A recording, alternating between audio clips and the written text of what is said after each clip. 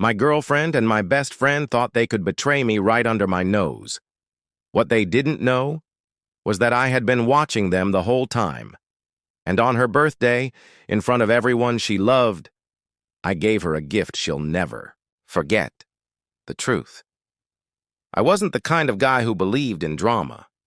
I liked my routines, going to work, hanging out with my girlfriend Sarah, and grabbing beers with my best friend Tyler. For years, I thought my life was stable, boring even, but safe. Sarah and I had been together for 6 years, and Tyler had been like a brother to me since high school. If you had told me back then that those two people, the ones I trusted most, would be the ones to destroy me, I would have laughed in your face. But betrayal has a way of creeping in quietly. It starts with little things you can almost ignore, until one day it's standing in your living room wearing your best friend's shoes. That was the beginning of the end, and also the beginning of my revenge. It started with something so small that, looking back, I almost laugh at how insignificant it seemed at the time. But isn't that how the biggest betrayals usually begin? With whispers instead of shouts, cracks instead of explosions? I wasn't naive, at least I didn't think I was.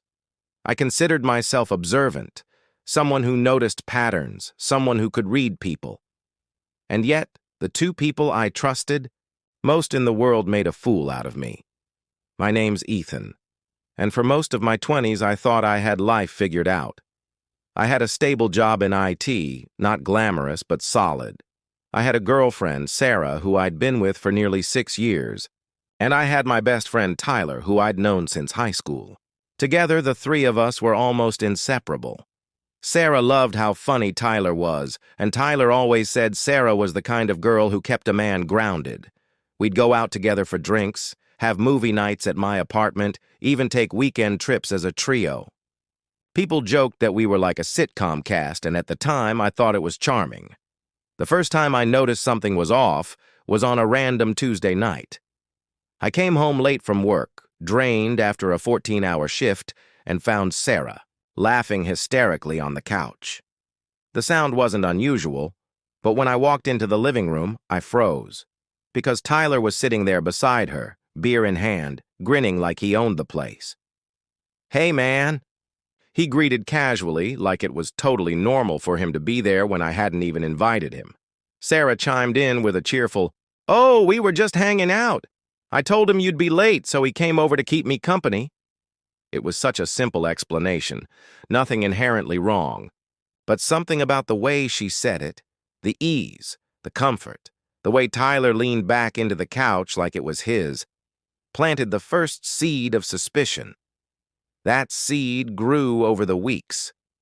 Little things piled up. Tyler started showing up more, often when I wasn't home. Sarah began texting more, her phone angled away when I walked into the room. When I asked what she was laughing at, she'd wave it off with a vague, "Just something funny online," but I noticed the pattern. The laughter always came when her phone buzzed. One Friday night, I suggested we all go out for dinner.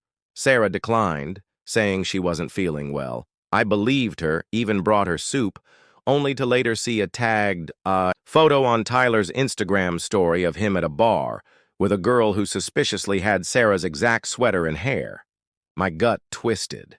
I confronted Sarah, but she brushed it off, claiming it was coincidence. "That wasn't me, Ethan. You're being paranoid." And like an idiot, I swallowed it. But paranoia doesn't vanish, it festers. And soon I started noticing their private jokes, the way Sarah's face lit up when Tyler texted, the quick silences when I walked into a room. The breaking point came 3 months later. I had an emergency project at work that kept me at the office overnight. When I returned at 6 a.m., exhausted and reeking of stale coffee, I unlocked my apartment door quietly so I wouldn't wake Sarah. But when I stepped inside, I froze. Tyler's shoes, those worn-out Converse he always wore, were by the door.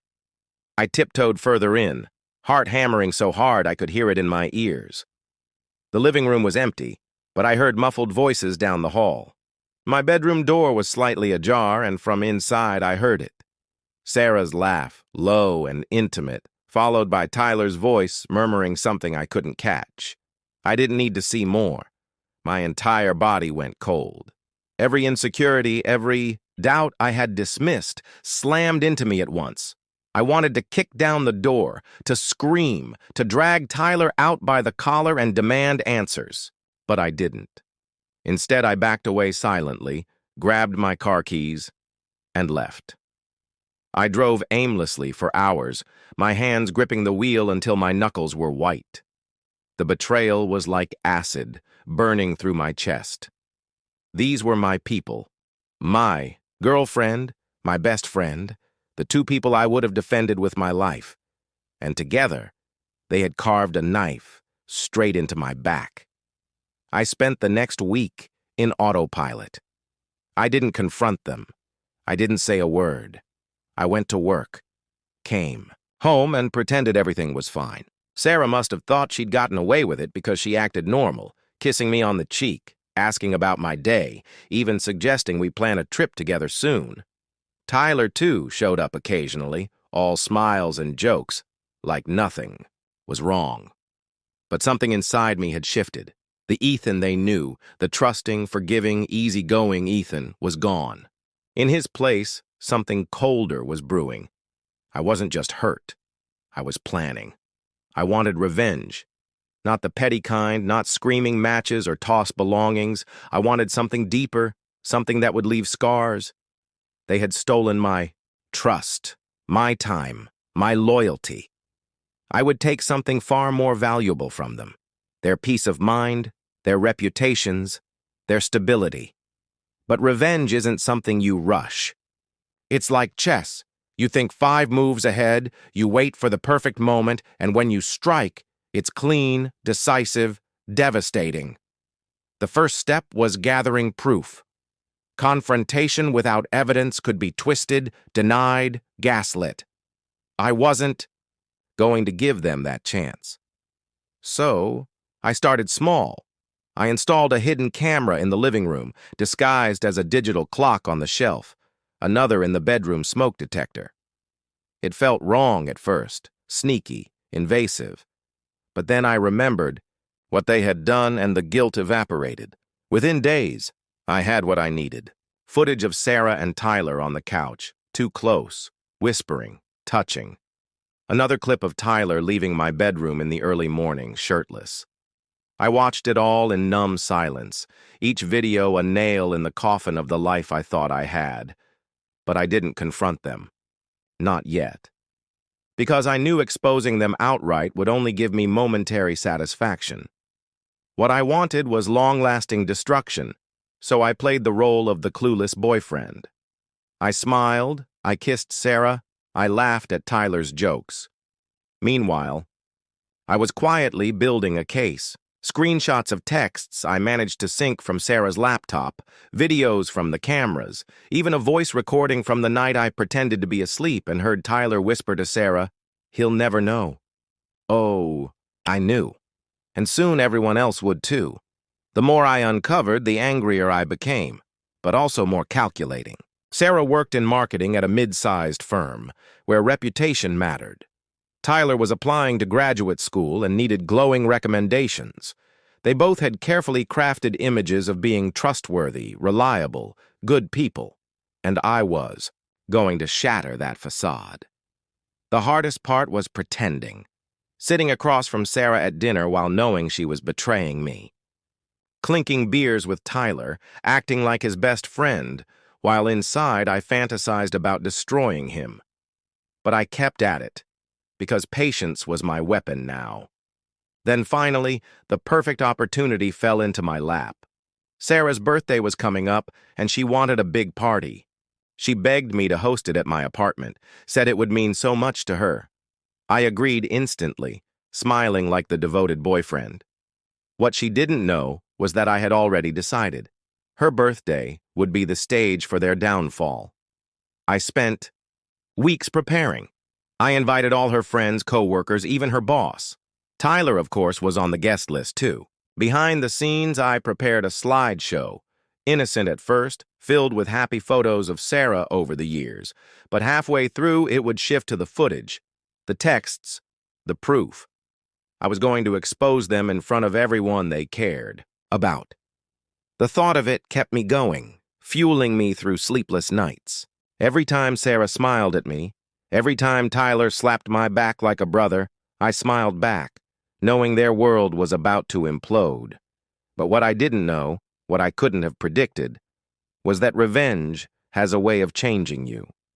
It seeps into your soul, eats away at your empathy, your restraint. By the time the night of the party arrived, I wasn't just planning revenge anymore. I was consumed by it, and once the first domino fell, there would be no going back. The night of Sarah's birthday party arrived with the kind of tension that makes the air feel heavy, like a storm waiting to break.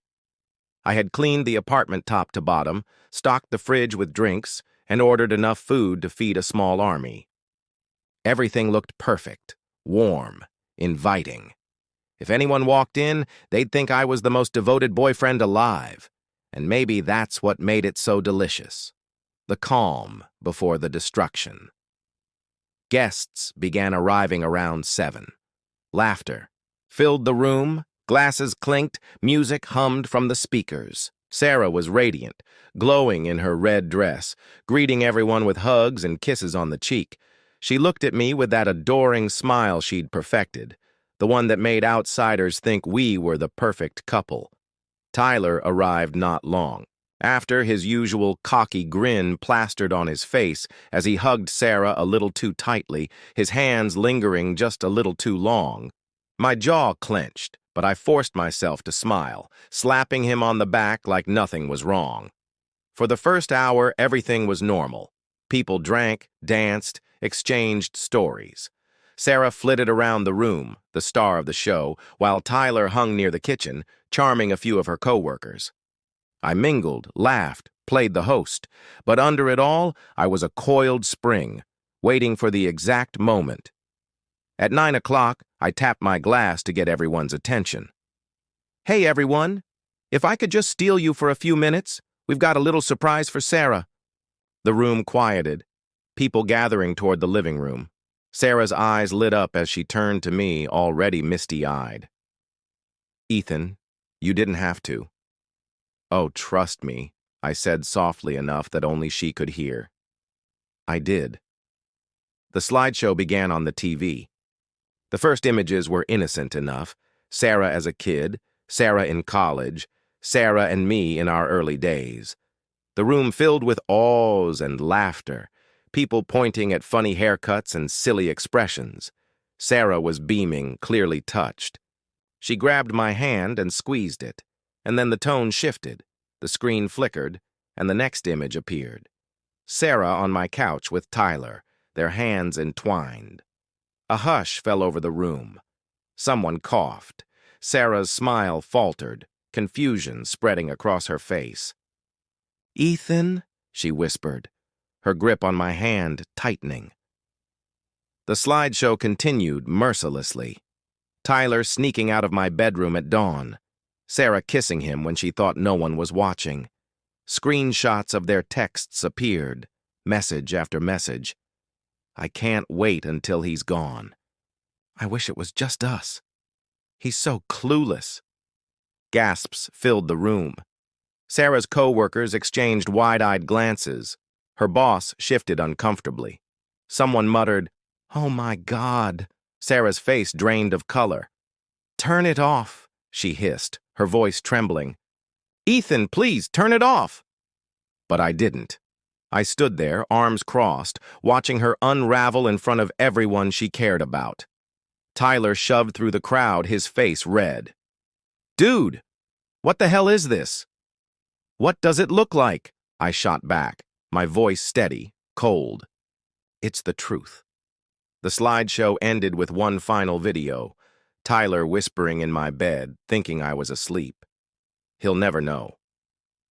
Silence hung in the room, heavy and suffocating. Sarah was crying now, mascara streaking her cheeks. Tyler looked like he wanted to punch me, but he couldn't, not with 30 people watching. Finally, I spoke.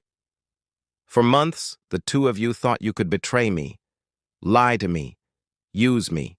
Tonight, I wanted everyone to see exactly who you are. I turned to Sarah, my voice cutting like glass. Happy birthday? The room erupted into chaos. Some people left immediately, uncomfortable. Others whispered furiously, their eyes darting between Sarah and Tyler. Her boss shook his head, muttered something about professionalism, and stormed out. Sarah's friends looked betrayed themselves, like they couldn't believe she'd done something so cruel. Sarah collapsed into a chair, sobbing. "Ethan, please, I'm so sorry. It wasn't what it looked like. We didn't mean—" "Save it," I snapped, my voice shaking now, the months of suppressed rage spilling out. "I gave you everything, and you threw it away for— this?" I gestured at Tyler, who stood frozen, his mask finally cracked. He tried to speak. "Look, man, it just happened, okay? We didn't plan—" "Shut up!" I cut him off, my voice louder than I'd ever heard it. "You were my best friend. You were supposed to have my back, and instead, you stabbed it." For once, Tyler had no snappy comeback. People started filing out, leaving the two of them exposed, humiliated, broken. The party ended in ruins, just like I'd intended. But the revenge wasn't over. That was just the public execution. What came after was the slow bleed. Sarah's reputation at work crumbled. Her boss had seen everything, and within a week she was quietly pushed out of her position. Word spread among her colleagues, and the woman who once prided herself on being respected was suddenly a pariah. Friends distanced themselves, unwilling to associate with someone branded a cheater. Tyler didn't fare much better. His grad school application process hit a wall when one of his recommenders, a mutual acquaintance who'd attended the party, withdrew their support. Rumors swirled, and he found himself blacklisted in certain circles. His social life dried up. No one wanted to be the guy's friend after what he did. As for me, I moved out within days, packed my things, left the apartment, and didn't look back. Sarah begged me to stay, cried at my door, sent me paragraphs-long apologies. Tyler texted, tried to call, even showed up once demanding I hear him out. I ignored them all. They wanted closure. I gave them silence. But here's the thing they never tell you about revenge. It doesn't fix you. Sure, it felt incredible in the moment, watching their worlds collapse. I won't lie. There was satisfaction in seeing the pain on their faces, in knowing I had taken something from them just as they had taken from me. But when the dust settled, I was left with the silence of an empty apartment, the ache of 6 wasted years, and the knowledge that the two people I loved most had gutted me. Revenge gave me justice, yes, but it didn't erase the scars. Months passed. Life moved on. I poured myself into work, into rebuilding. I started therapy, something I'd never considered before, and slowly the anger dulled. I realized I didn't want to carry them with me forever. Not the betrayal, not even the revenge. They had taken enough from me already. The last I heard, Sarah had moved to another city, trying to start fresh. Tyler dropped off the map completely. And me? I'm still here, standing. Stronger, colder maybe, but wiser too. If I could go back, would I do it all again? Maybe, maybe not. But one thing's for sure. They'll never forget the night the masks were ripped off. The night the truth came crashing down on them in front of everyone, and that, more than anything, was the revenge I needed. And that's how the two people I trusted most lost everything in a single night. My revenge didn't give me back the years they stole, but it gave me something better. The power to walk away knowing their worlds would never be the same. Betrayal cuts deep, but exposing it cuts deeper. So, what do you think? Was my revenge justified? Or did I go too far? Let me know in the comments below. And if you thought this story was wild, wait until you hear the next one. It's even crazier.